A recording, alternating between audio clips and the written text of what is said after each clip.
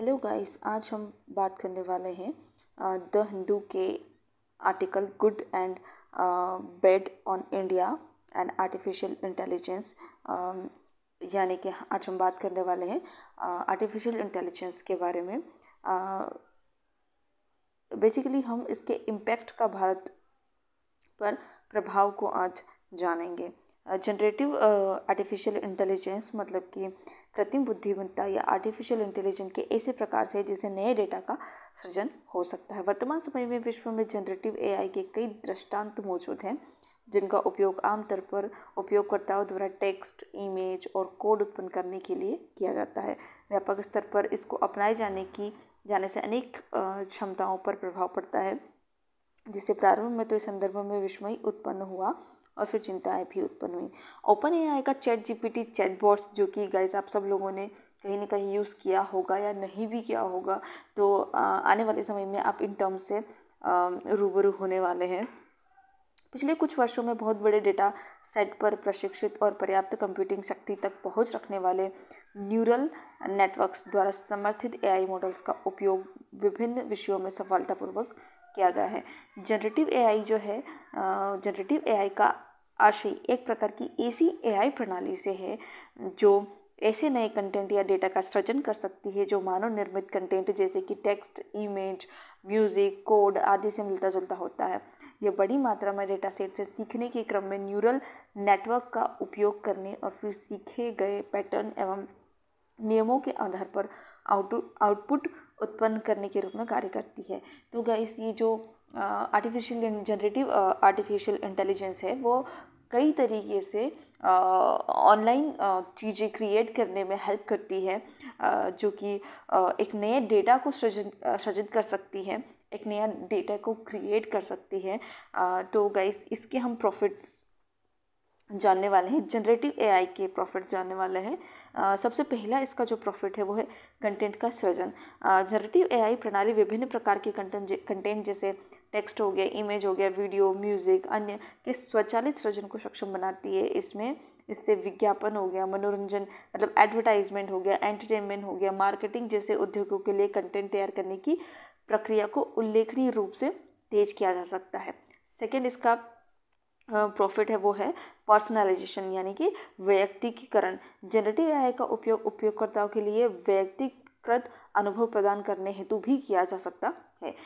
Generative AI जो होता है वो प्रणालियाँ उपयोगकर्ता की प्राथमिकताओं, व्यवहार का विश्लेषण करके उसके अनुरूप अनुशंसाओं, उत्पाद, सुझाव और अनुकूलित कंटेंट का निर्माण कर सकती है, जिससे कि ग्राहक संतुष्टि को बढ़ावा मिल सकता है। इसका जो थर्ड प्रॉफिट है वो है क्रिएटिव असिस्टेंस, यानी कि रचनात्मक सहायता।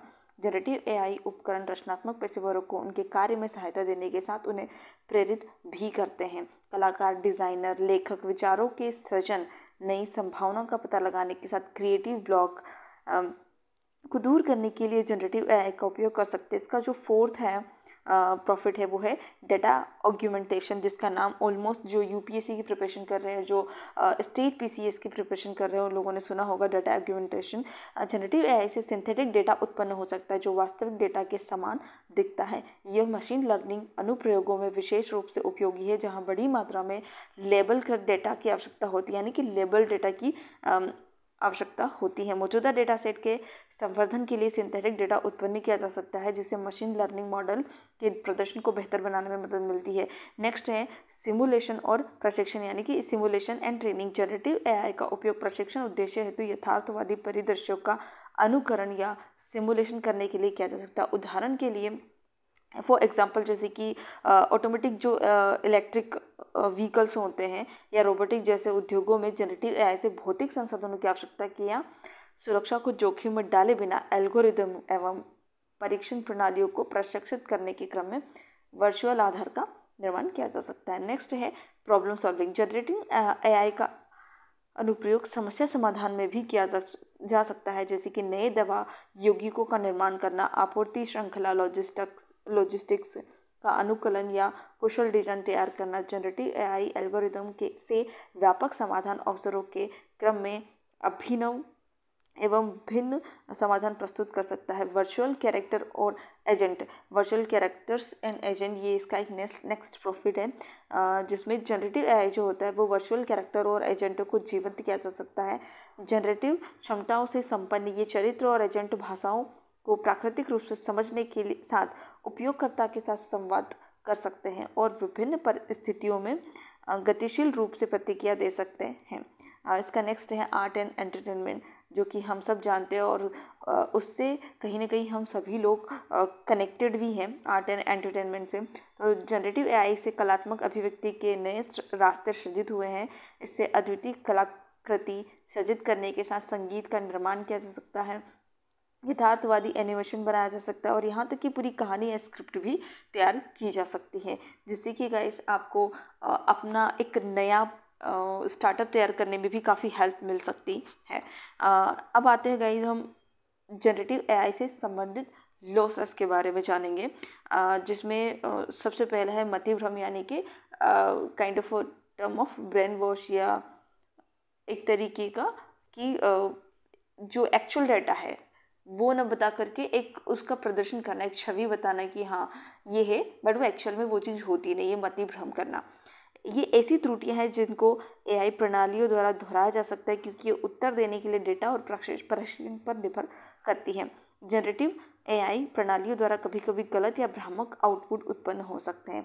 एक नेक्स्ट जो है वो है डी फेक। ये एक ऐसी टर्म है जो कि एक सिंथेटिक मीडिया का एक रूप है, जिसे जनरेटिव एआई के उपयोग द्वारा मौजूदा इमेज, वीडियो या ऑडियो में हेरफेर करके निर्मित किया जा सकता है। डीप फेक का उपयोग दुर्भावनापूर्ण उद्देश्यों के लिए किया जा सकता है, जैसे कि भ्रामक सूचना का प्रसार करना, लोगों का प्रतिरूपण या ब्लैकमेलिंग करना। गाइस इस डीप फेक का जो इसके नाम से ही बहुत ही क्लैरिटी आ रही है कि डीप फेक मतलब कि फेकिंग चीज़ें करना, और इससे आपके बारे में या किसी और के बारे में या सेलिब्रिटीज़ या पॉलिटिशियंस के बारे में गलत न्यूज़ फैलाई जा सकती है।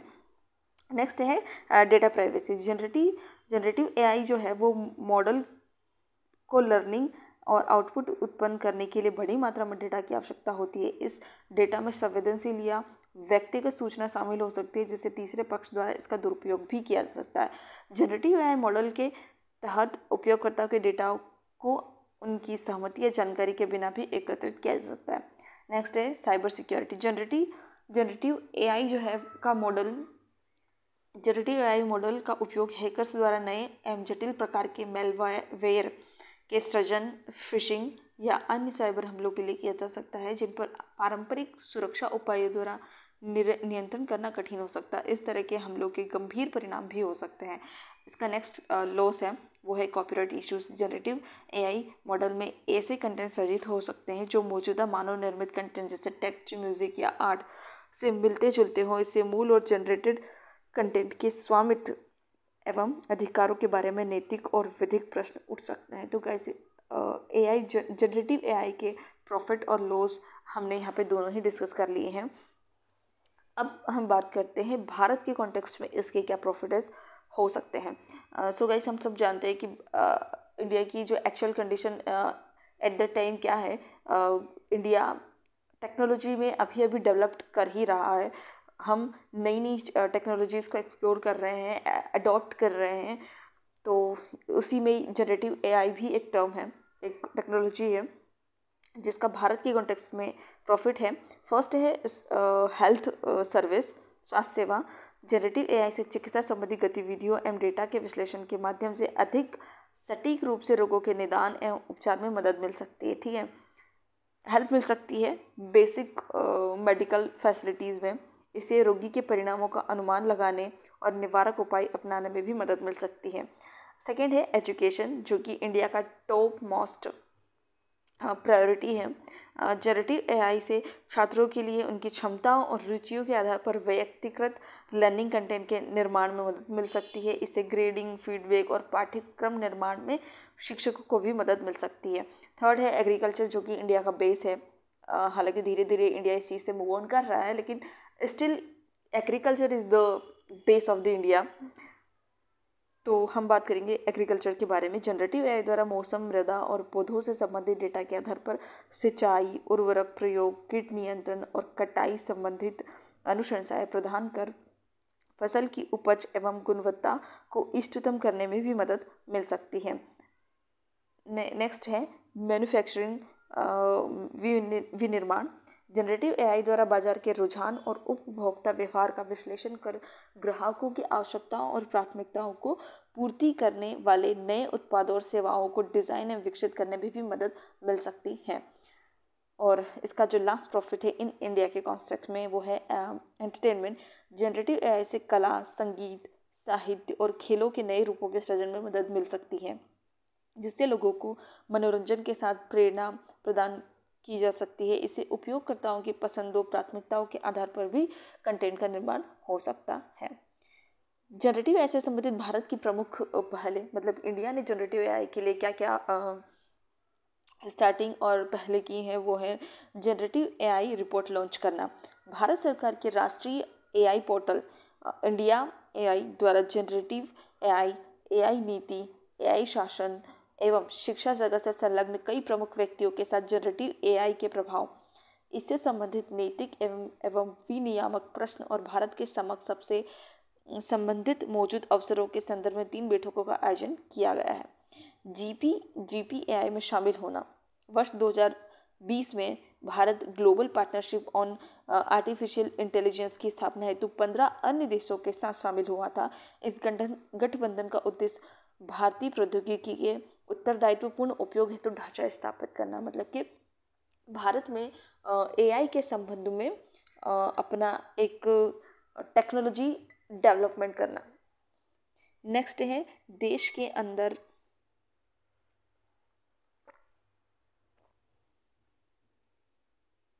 एआई पारिस्थितिकी तंत्र को बढ़ावा देना। भारत सरकार द्वारा अनुसंधान एवं विकास में निवेश, स्टार्टअप्स और नवाचार केंद्रों की स्थापना, एआई संबंधी नीतियों और रणनीतियों का निर्माण करना, एआई संबंधी शिक्षा और कौशल को बढ़ावा देना। एआई पारिस्थितिकी तंत्र को बढ़ावा देने पर बल दिया जा रहा है। आर्टिफिशियल इंटेलिजेंस के लिए राष्ट्रीय रणनीति। सरकार ने आर्टिफिशियल इंटेलिजेंस के अनुसंधान एवं विकास हेतु आर्टिफिशियल इंटेलिजेंस के लिए राष्ट्रीय रणनीति, जिसका नाम है national strategy for artificial intelligence, की शुरुआत की है। नेक्स्ट है अंतर्विषयक साइबर भौतिकी प्रणालियों पर राष्ट्रीय मिशन।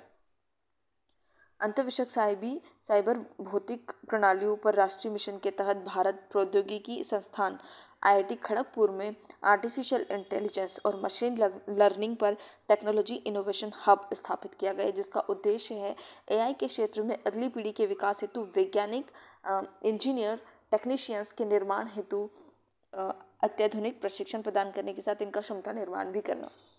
नेक्स्ट है artificial intelligence research, analytics and knowledge assimilation platform. यह एक क्लाउड कंप्यूटिंग प्लेटफॉर्म है जिसका उद्देश्य भारत को एआई के संबंध में उभरती अर्थव्यवस्थाओं में अग्रणी बनाना और इसके शिक्षा, स्वास्थ्य, कृषि, शहरीकरण और परिवहन जैसे क्षेत्रों को रूपांतरित करना है। जनरेटिव एआई द्वारा प्रस्तुत चुनौतियों से निपटने के लिए भारत द्वारा उठाए गए कदम, मतलब कि जनरेटिव एआई ने के जो चैलेंजेस हैं उसके कॉन्टेक्स्ट में भी इंडिया ने काफ़ी सारे काम किए हैं, जो कि है एक ऐसा स्पष्ट और व्यापक विनियामक ढांचा विकसित करना जो जनरेटिव एआई विनियमन के उद्देश्य, दायरे और सिद्धांतों को परिभाषित करता हो।